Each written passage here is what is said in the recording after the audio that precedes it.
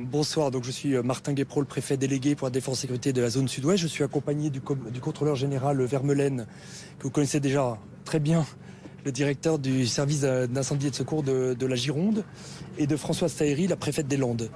Donc nous venons devant vous pour vous faire un point sur la situation de ce feu de Saint-Magne qui a démarré donc hier dans l'après-midi. À l'heure où je vous parle, le feu est encore en progression. Le feu a apporté son lot de surprises aujourd'hui dans la direction qu'il a pu prendre parce qu'il a généré son propre vent, sa propre histoire, son propre mouvement. Et donc il a décidé de repartir vers le nord avec deux fronts qu'on va vous présenter importants qui progressent vers le nord. La superficie, comme il a rebrûlé des zones déjà brûlées, est actuellement de 6200 hectares qui ont brûlé. Mais c'est 10 000 personnes qui ont été évacuées pour être protégées pour ce feu. Notre priorité, c'est la protection de la vie, c'est de sauver les vies. À l'heure où je vous parle, aucune vie n'a été mise en danger. Néanmoins, quelques pompiers ont pu être blessés légers et un, cet après-midi, a été un blessé plus sérieux, plus grave. Mais nous n'avons pas de victimes à déplorer à l'heure où je vous parle. Néanmoins, vous le savez, 16 maisons avaient brûlé. Une nouvelle maison a brûlé cet après-midi. Mais c'est surtout beaucoup de points sensibles que les pompiers ont pu protéger. Donc beaucoup de maisons qui ont vu les flammes et qui ont été protégées grâce à ce travail de lutte contre le feu. Alors cette lutte, comment elle fonctionne? Elle va vous être précisée par le contrôleur général. Mais c'est une lutte qui se fait tous azimuts. C'est une lutte qui se fait au sol avec près de 1000 pompiers qui sont actuellement, à l'heure où je vous parle, en train de lutter contre le feu au sol. Ça veut dire les pompiers de Gironde, les pompiers des Landes, mais aussi les pompiers de tout un tas de départements français qui ont coopéré à cet énorme effort. C'est un travail qui est fait au sol aussi avec des adjonctions de force. Je pense en particulier aux propriétaires forestiers réunis en association de DFCI. Ils sont, il faut le savoir, sur la partie de feu ancienne juste à côté, 250 tous les jours et toutes les nuits, à creuser le sol, à chercher le feu, à déclarer les fumerolles pour lutter contre. C'est aussi, le ministre des Armées nous l'avait dit, 120 militaires qui sont maintenant en action tous pour creuser et chercher le feu qui s'est enterré dans la tourbe, enterré dans le sol, le déterrer et tuer dans l'œuf ces redéparts de feu. Parce qu'on déplore encore, à l'heure où je vous parle, une centaine, 100, 140 départs de feu par jour dans cette zone-là. Ce qui en fait un feu de loin pas éteint, de loin un feu très dangereux. Ces moyens au sol sont complétés d'un important dispositif aérien. Vous les avez entendus, les Canadair survolent encore la zone. On a eu, alors selon les heures, entre les pauses techniques et les redéparts, jusqu'à 5 Canadair en vol au même moment, soutenus par 2 Dash, soutenus par 2 hélicoptères bombardiers d'eau. C'est un dispositif aérien extrêmement conséquent. C'était l'engagement du président de la République, rappelez-vous, le 20 juillet, de prépositionner des moyens aériens conséquents, mais les prépositionner surtout, les mettre en action. Donc ils ont lutté contre ces feux. Ils ont été divertis malheureusement à quelques occasions dans la journée pour aller éteindre des feux naissants que malheureusement on a eu à constater dans d'autres endroits, beaucoup moins qu'hier, mais il y a eu des nouveaux feux qui ont dû être éteints. Voilà, donc c'est pour ça que ce dispositif, vous comprenez, c'est au sol et en aérien, avec de l'eau, mais aussi avec le feu contre le feu, aussi avec des couloirs qu'on crée avec des bulldozers qui ont démarré aujourd'hui leur travail pour bloquer l'avancée du feu, pour opérer des lignes tactiques de lutte contre le feu. Voilà, le combat est extrêmement ardent à l'heure où je vous parle. Qu'est-ce qu'il en est pour la nuit? Le feu nous a appris à nous surprendre, je ne sais pas. Le feu tourne, le feu a fonctionné en escargot à un moment, le feu est revenu sur lui-même, le feu est parti au sud, le feu est parti au nord. Le feu nous a appris à nous étonner. C'est pour ça que cette évacuation de personnes a été faite sur un périmètre autour de ce feu. C'est pour ça que l'autoroute A63 a été fermée. Alors je vous parle, elle est purgée, il n'y a plus d'éléments dessus, pour que les pompiers soient en capacité de venir dessus pour attaquer le feu et les flammes qui peuvent progresser vers la 63. Ils sont vraiment, vraiment très proches. Voilà, je veux remercier vraiment tous ceux qui ont apporté leur concours. Je pense aussi aux associations de sécurité civile qui ont aidé les maires depuis la nuit dernière pour accueillir ces personnes. Alors quand on dit 10 000 déplacés, c'est pas 10 000 naufragés. Beaucoup ont pu être accueillis dans leur famille, chez des proches. Mais un certain nombre de personnes ont été accueillies dans les 3 communes, les communes de Salles, entre autres, la plus proche d'ici, qui était un point important, qui a accueilli des personnes en difficulté et qui sont en ce moment mises en sécurité. Ces évacuations, il faut comprendre qu'on rencontre beaucoup de situations humaines très personnelles.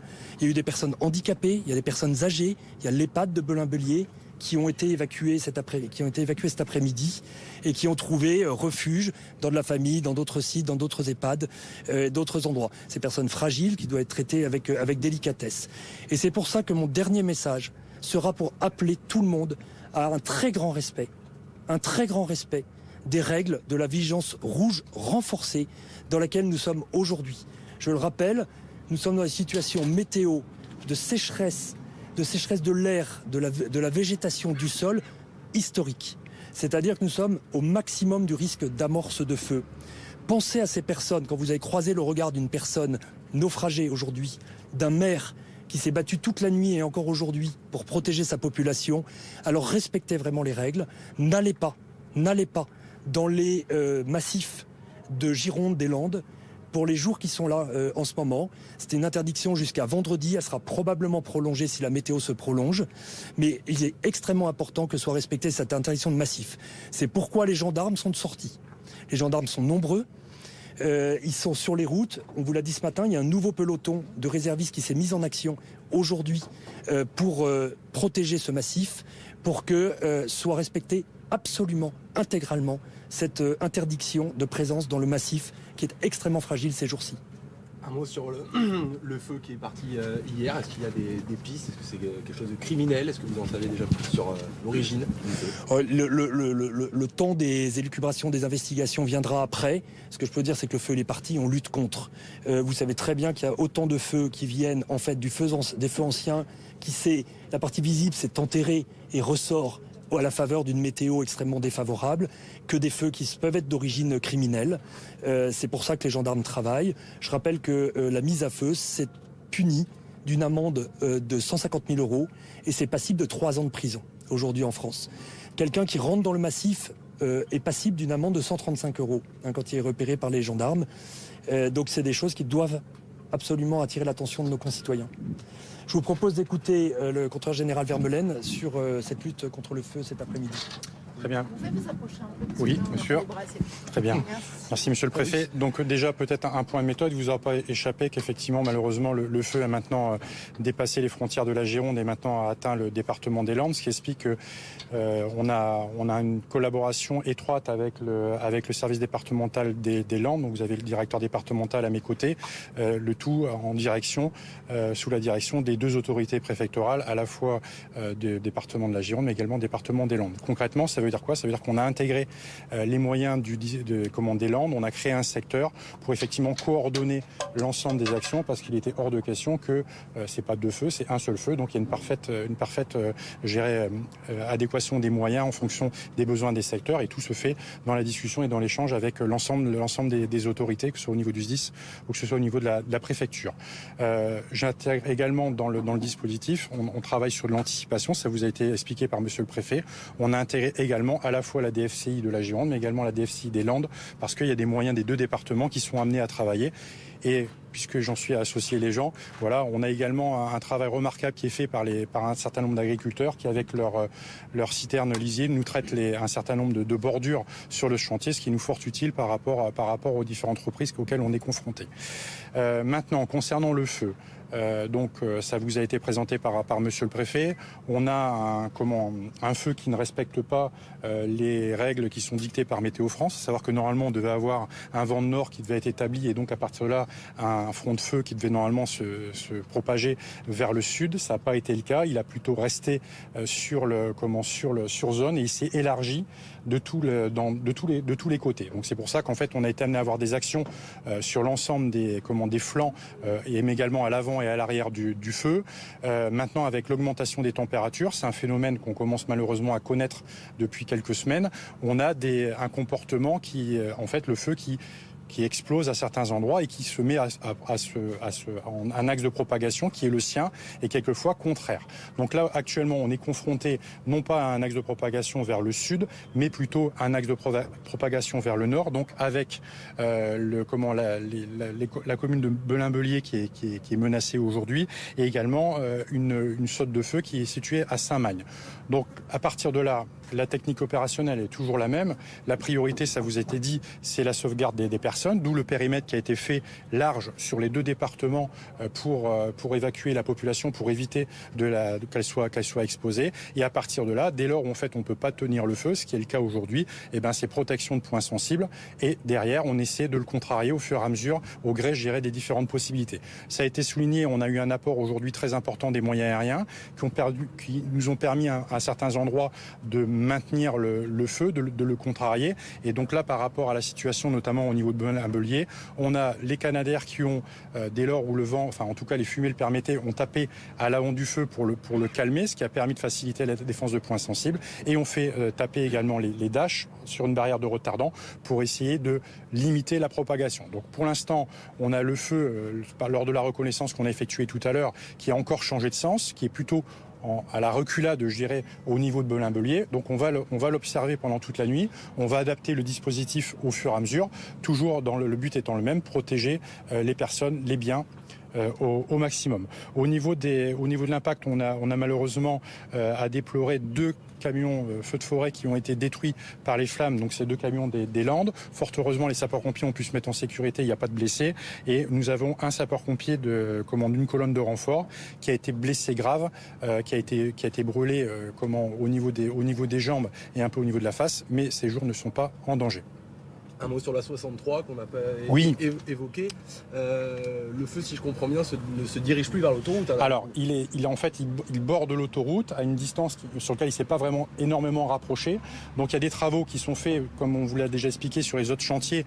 On travaille à J+1, J+2. Donc, il y a des travaux avec les forestiers qui ont été menés à la fois pour élargir le périmètre sur le long de l'autoroute A63 sur une partie. Les travaux vont se poursuivre. Il y a des reconnaissances qui sont en cours au niveau du sud, là plus secteur des Landes, pour effectivement élargir également une piste. Et la 63 continue à être fermée parce qu'en fait, en règle générale, le matin, ce qu'on a, c'est qu'on a une couche d'inversion qui se crée et en fait, on a l'autoroute qui est complètement enfumée et il y aurait un risque pour les usagers. J'en profite pour vous dire également qu'on a demandé en renfort des équipes de feu tactique au niveau national puisqu'en fait, la lutte du feu par le feu se poursuit dès lors où on a une opportunité en fonction de la météo et du terrain. 6000 hectares brûlés hier soir, 200 aujourd'hui, si je suis bien les chiffres. Est-ce qu'on peut s'attendre à ce qu'il y ait encore 6000 hectares cette nuit? Est-ce que la nuit est la pire des circonstances? Alors je dirais qu'effectivement, la nuit, effectivement, c'est pas l'action des sapeurs-pompiers est plus compliquée parce que notamment nous ne disposons pas des moyens aériens. D'autre part, s'engager dans le massif, la nuit, c'est quand même plus compliqué qu'en journée par rapport aux accès. Maintenant, je tiens à préciser, c'est que la surface qui vous avait été donnée ce matin de 6000 hectares était une surface qu'on avait fait, estimée par rapport aux reconnaissances de terrain. Là, ce qu'on a fait cet après-midi, à l'aide de l'hélicoptère que vous entendez derrière, on a géolocalisé l'emplacement du feu, ce qui a permis de faire des corrections de bordure. Et donc c'est ce qui explique le fait qu'il y ait une marge qui soit un peu moins importante que ce qu'on pouvait en droit d'attendre. Merci beaucoup. Peut-être une pause une seconde. Une pause une seconde.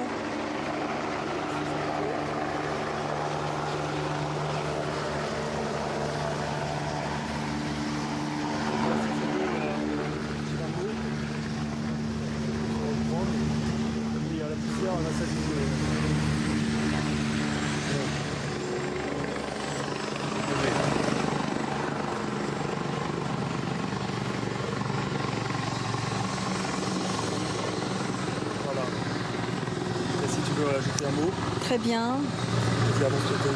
Quelques mots sur la situation dans les Landes. Est-ce que c'est audible? On attend quelques minutes. On attend un peu.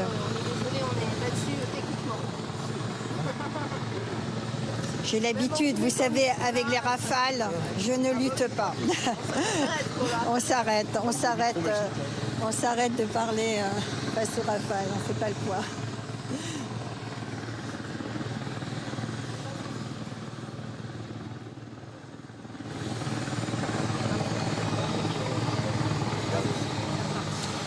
Vous me dites quand c'est bon pour vous? C'est bon pour vous? Très bien.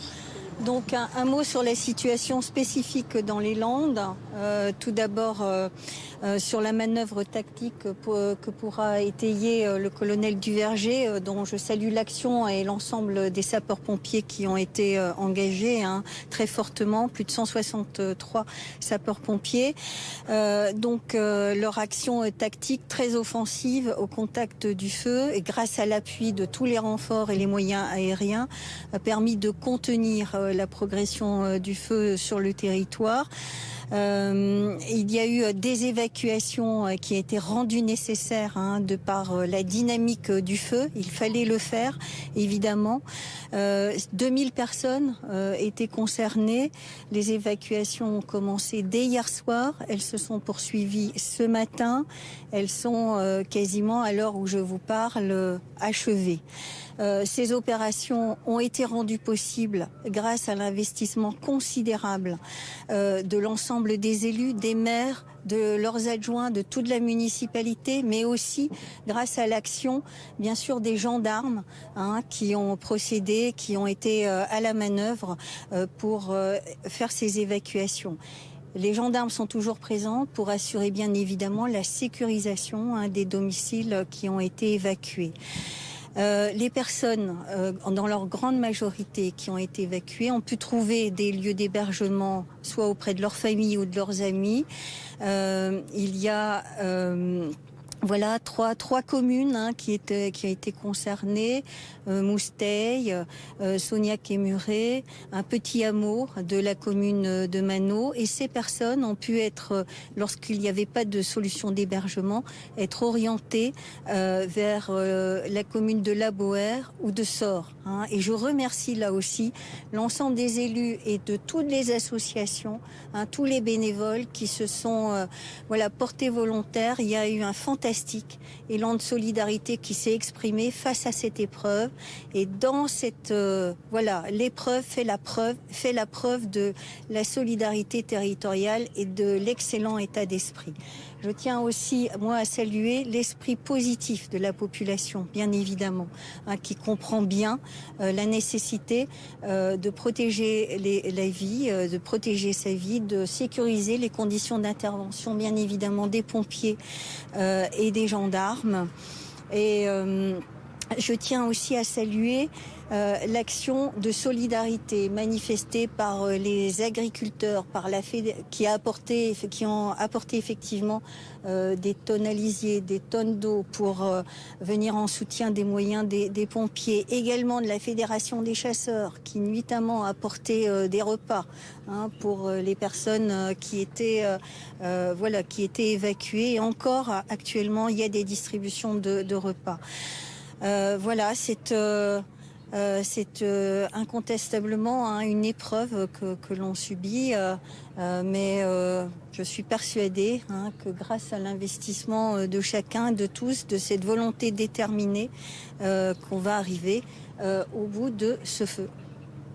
Sur la tête de sud-ouest, le feu continue d'avancer Je vous l'ai dit, il s'étale un peu sur tous les côtés, sur toutes les faces, mais il est plus ou moins, on va dire, rapide. Et donc là, actuellement, sur le sud-ouest, non, il avance pas très très rapidement. Merci beaucoup.